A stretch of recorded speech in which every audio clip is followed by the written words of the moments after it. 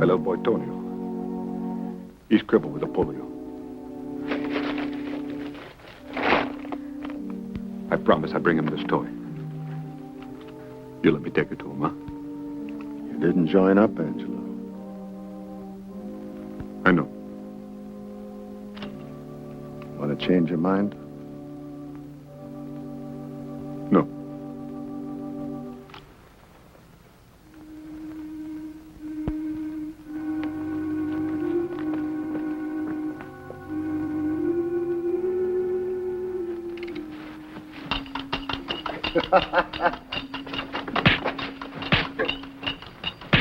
That's enough.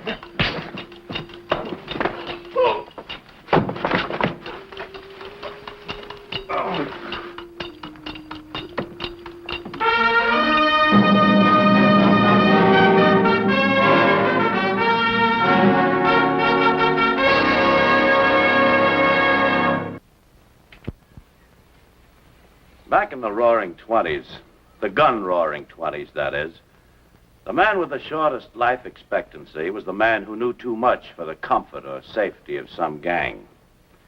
And death was such a terrific speech impediment.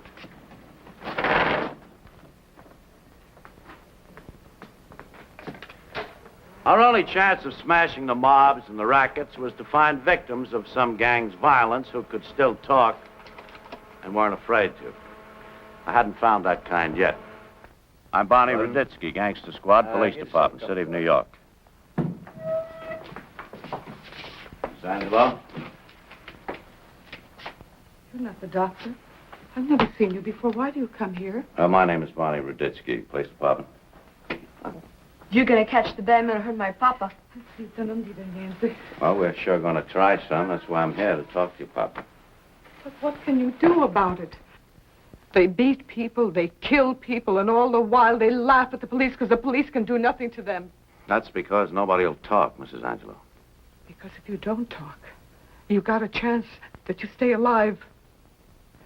But if you talk, you die. Or worse than that, it's somebody you love that they kill. Please, leave him alone. Leave us alone, please. I'm sorry, Mrs. Angelo. I have to talk to him. It's my job. I have to.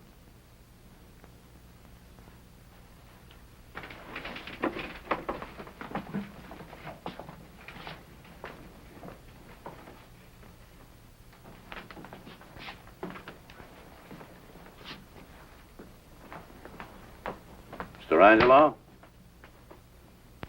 My name's Ruditsky, Police Department, City of New York. I know. I hear you talk with my wife, Teresa, outside. Oh. Well, I stopped by to see you last night after we got the patrolman's report, who found you, sent for the ambulance, you know, but you were in another world then. You're lucky, Mr. Angelo. Lucky? Yeah, we didn't know whether you were going to make it back or not. We found out who you were from your chauffeur's license to drive your truck. The rest was easy to figure out. So we know why you got it. But unless you tell us who gave it to you, you backed us up all the way, why, we get nowhere. How about it? I don't know nothing. Well, I'm sorry to have bothered you, Mr. Angelo. This is just a little formality we have to go through every time one of our good citizens gets his brains scrambled or his ribs kicked in because he wouldn't pay off some hoodlum for the right to earn an honest living for his family. My country, 'tis of thee, sweet land of liberty. It's a great song, isn't it, Mr. Angelo? But it'll go out of style before your kid grows out of knee pads for all that his old man cares and other people like you. Because you're the ones that have to care, believe me, all the way. Wait. Yeah? It's not for me, I'm afraid. For my little boy, Tony. Crippled with the polio. My wife with a bad heart. I know, Angelo, but... If it was just me, I'd tell you everything. I don't care. I love my country, Mr. Rudetsky. And I want it to stay like the song say. But I love my wife and my boy. I don't want nobody to hurt them. I don't want them to kill me either. Because if they kill me, who's going to take care of them, huh? You understand, Mr. Tedeschi? You see, huh? Yeah, Angelo, I see. Yeah, I see it everywhere I turn. Till I get so sick inside, I want to take a Tommy gun and blast the guts out of the lousy two-bit pup. Sorry, Angelo, to barge in on you like this. Didn't know you had company. My kind, you mean, huh? Matter of fact, we're glad you're right here on the job. And we hope you find out who did this terrible thing to Joe Angelo here. We'd even like to help if we can. Did you see the crazy young punks that mugged you, Joe?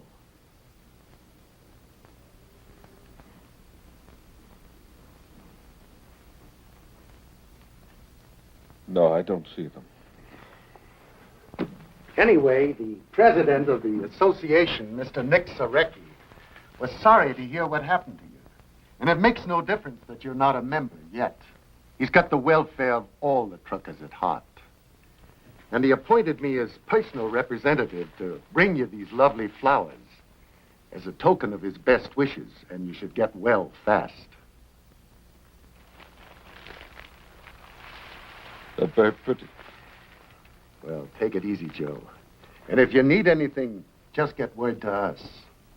And we'll be hoping to welcome you as a new member soon. No.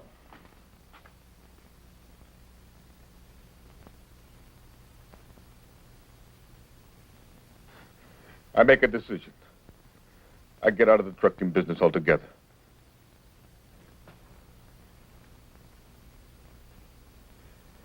I save a little money. I sell my truck and buy a little candy store in Brooklyn I've been keeping an eye on. That way I don't have to work so hard. And I'd be with my wife and my boy all the time. Because we live in the same place with the shop. It's better for them, too. Because maybe if I get sick and die, they got a little business to look after them. This way, what they got? A truck. You think my decision make good sense, Mr. Tedeschi? Yes, I do, Angelo. I think it makes very good sense. You and Bugs think so, too, Mendy? Mr. Sarecki will be sorry to hear he's losing a new member, Joe. But maybe he'll figure that a man has to do what he thinks best for himself and his family. Yep. Good luck. And don't forget all your old pals in the trucking business. They'll never forget you, Joe. So long, pal. Wait a minute.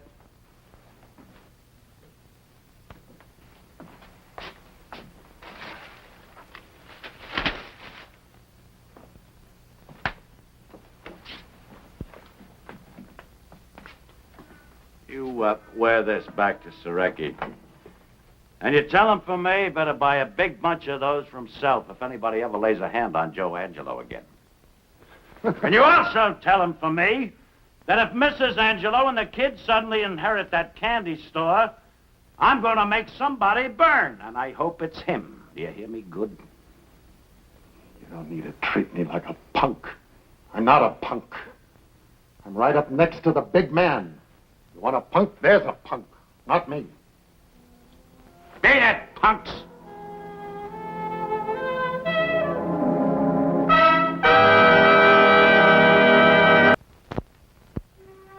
Joe Angelo bought his candy shop, all right, across the East River in Brooklyn.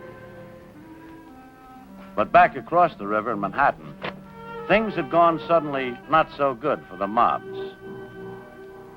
This is not good. The governor means business. And this Dewey is honest and smart. He gets started, he won't stop. And he'll throw every punch in the books.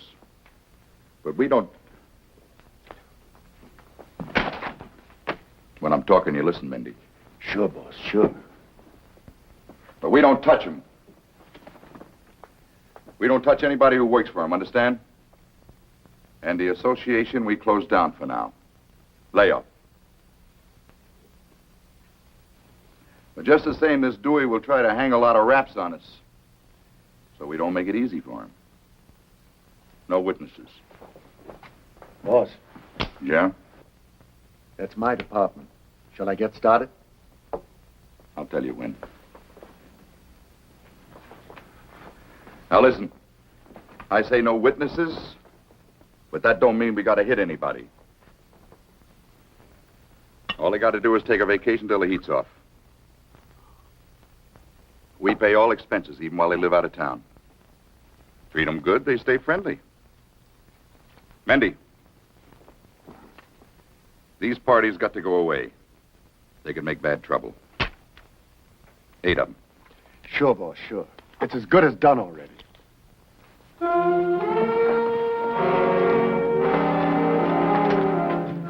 Why you come to see me? I got a nice surprise for you, Joe. You and the missus, kid.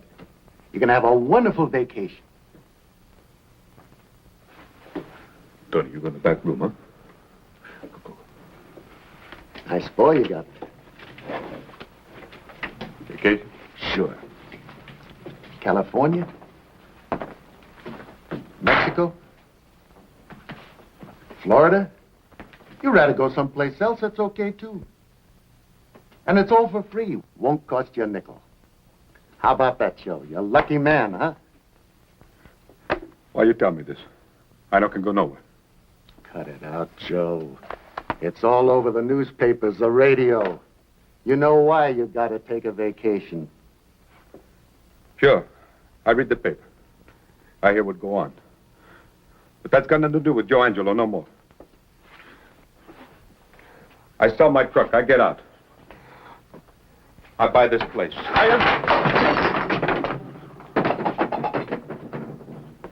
Now you listen to me, Joe. I'm top man on the big man's team because I always get the job done. Right now, the job is 8 people got to take a vacation. Just like that, 7 I got looking out of choo-choo windows already. Number 8 and last, that's you, Joe. So don't louse up my record.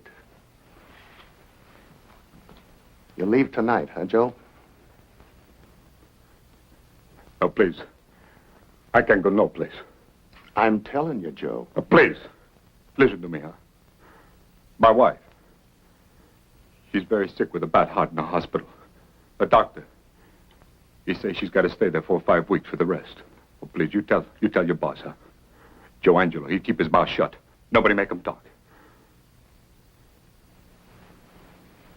I'll let you know.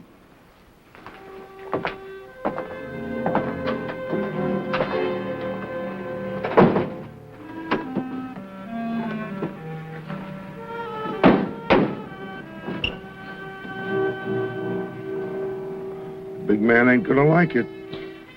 You didn't get Angelo to leave town. You got a pretty big man right next to you, Bugs.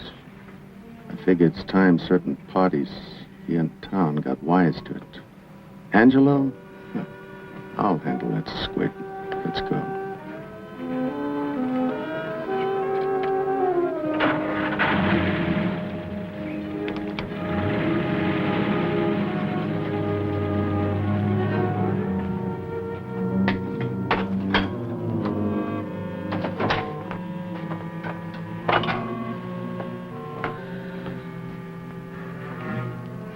I told you I'd let you know, Joe.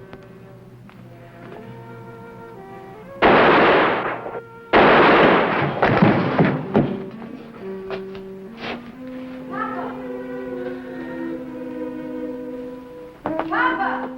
Papa! What's the matter, Papa? Papa! Papa! Papa! Something wrong? Papa? Papa?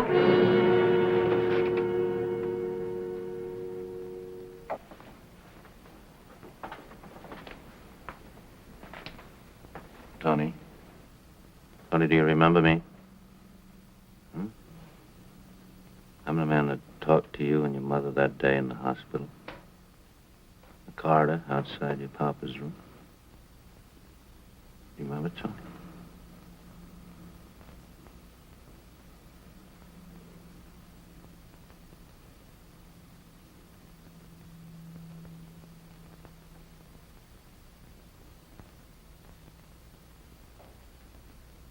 Barney.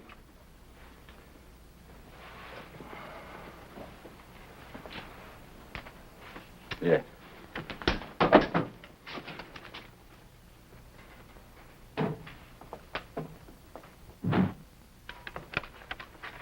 I'll take him over to the rectory and have a doctor for him. Tomorrow, he should be able to remember whatever he saw here and to tell you. Yeah, the killer wouldn't have shot Angelo in the boy's presence and let the boy live to testify, you know? I'm pretty sure I know who did it, Father, but I may need the boy's help later on, one way or another.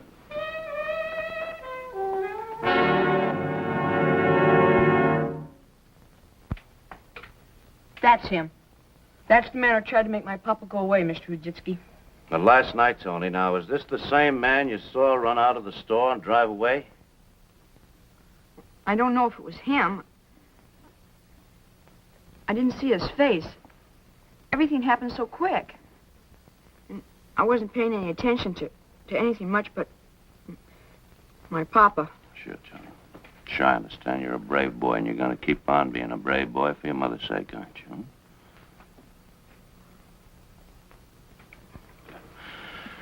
Good. All right, now, Tony. Oh, Barney, Yeah? they're all outside. Oh, good. Hold them there a minute, will you, Max? I'll call you. Tony, if you help me now, we're going to play a little game. Maybe we can catch the man who did it. You with me? Good boy. Now, in a minute, we're going to line up some men in here. One of them will be this man. Now, you never saw him before, but when I ask you to point to the man you saw run out of the store last night, you point to him anyway, you understand?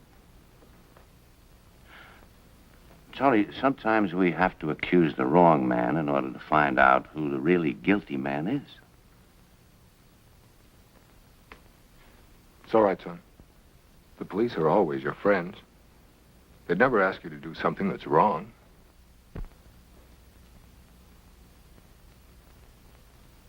Okay, Mr. Ruditsky. Thanks, Tony. Now, you sure you'll recognize this man when you see him again from this picture? Sure I would. Good boy. All right, will you, Father, will you and Tony wait in the next room there, and then, Max, you can bring him in. Right.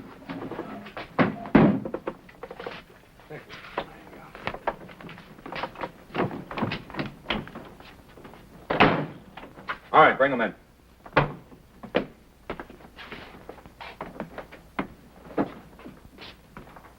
I don't know what's the gag, Ruditsky, but if I get bored, I leave. I'll try to keep you amused, Sorecki. Over there. How long are we here? I got a date with a horse at Belmont. What's the matter with girls? Come on, Bucks, move. Line up over there, shoulder to shoulder. Take off your hats.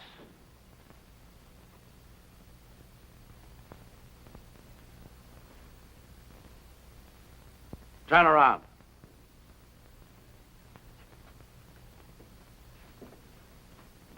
Okay, man.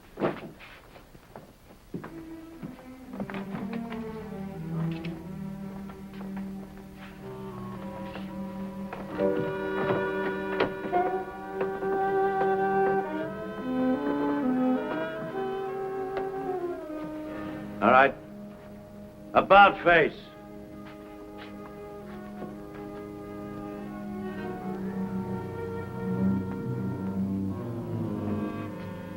This is Tony Angelo. His father, Joseph, was murdered last night in a candy store. Tony was in the back room when the shots were fired. He wheeled himself out front in time to see the killer run into his car and drive away. Put your hats on. Tony, if you see that man standing here now, point to him. Come on, don't be afraid.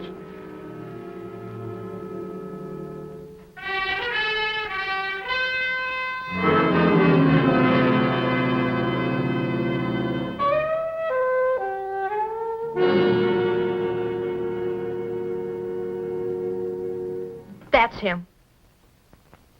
The kid's lying. What is this? I never saw his old man in my life. This is some kind of frame. If you dumb cops think I'm sticking around for you to hang it on me, you're nuts. Crummy cop. Shut up, you. Get in there. Keep your eye on the rest of these punks. Father, take the boy outside. Let's go. What do you guys call a mouthpiece? Get in there. Take off your hat.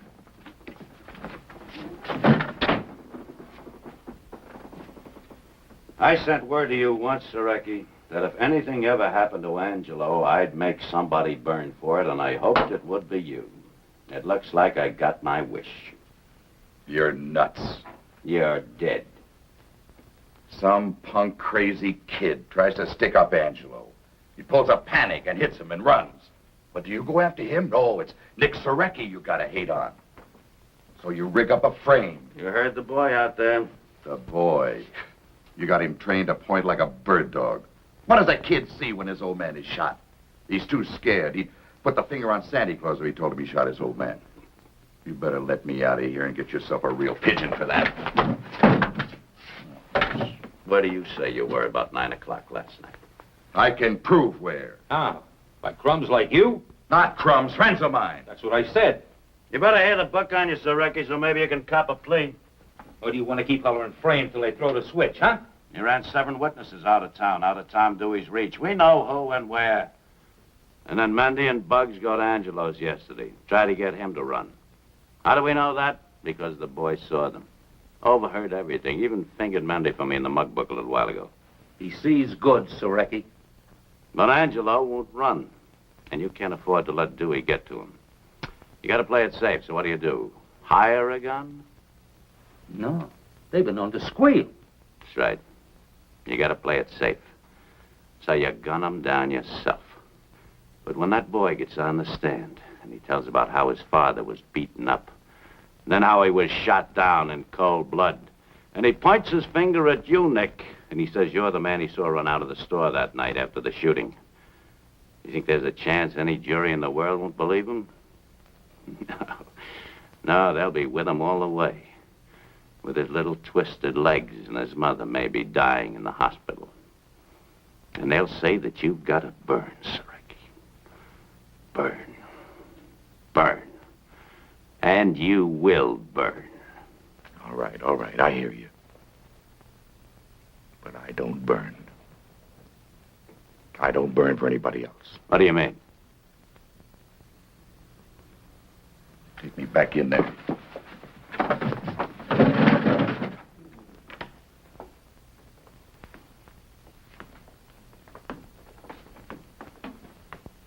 I told you, don't anybody get hit. You come tell me Angelo don't want to go, we handle him some other way. But you gotta be a big shot. You gotta make a name for yourself with a trigger. You lousy punk. Take it. You would have got it anyway. He broke the rules. Send somebody to his apartment. He's dumb. He didn't even get rid of the gun. I checked. In a coffee can in the kitchen. I can go now? No! You don't go. I burn, you burn. Sure, I hit Angelo. Sarecki's orders. I'll swear to it. Why, you lousy... Oh, look at that. All right, come on. Get into that chat, buddy. Take him in there, Mike. There. Al, keep your eye on the rest of these punks. Mendy Heimer kept his word. And he and Nick Sarecki were both electrocuted for the murder of Joe Angelo, who died because he wouldn't pay hoodlums for the right to earn a living.